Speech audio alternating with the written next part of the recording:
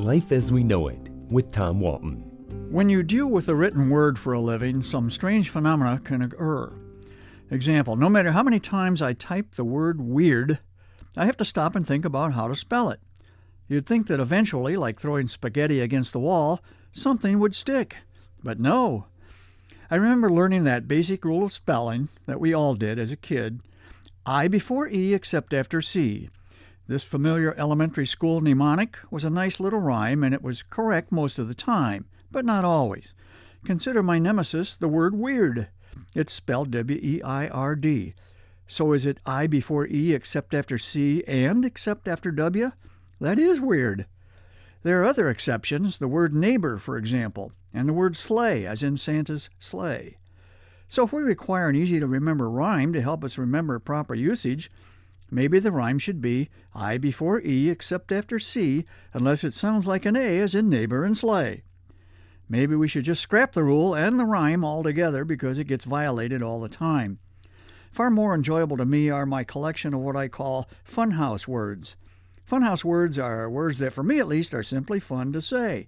Here's one, punctilious. You don't even have to know what it means to enjoy saying it. What does it mean? Here's another, serendipity. One of my favorite singing groups many years ago was the Serendipity Singers. Their name was alliterative and fun to say.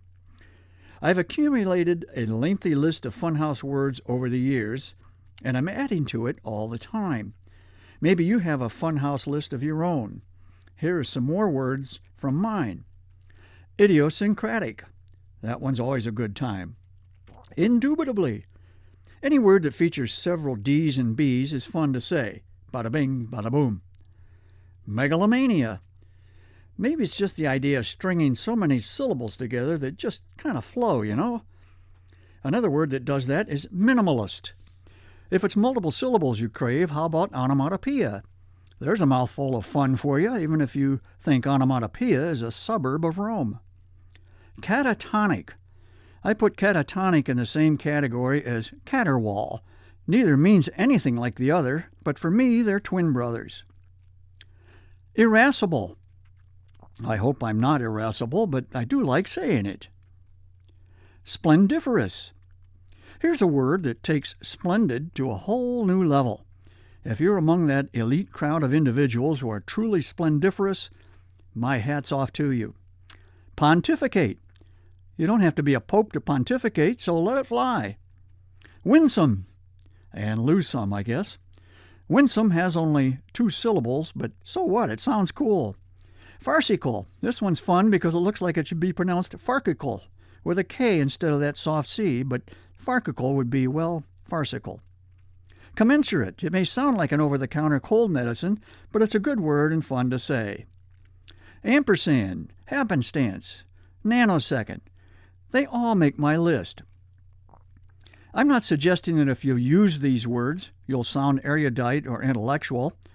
Certainly hasn't worked for me so far. But will you be admired for having a little fun? Indubitably. Life as We Know It is written and hosted by Tom Walton and is a production of WGTE Public Media. Life as We Know It with Tom Walton can be heard on WGTE FM 91 every Monday afternoon during All Things Considered at 5:44 p.m.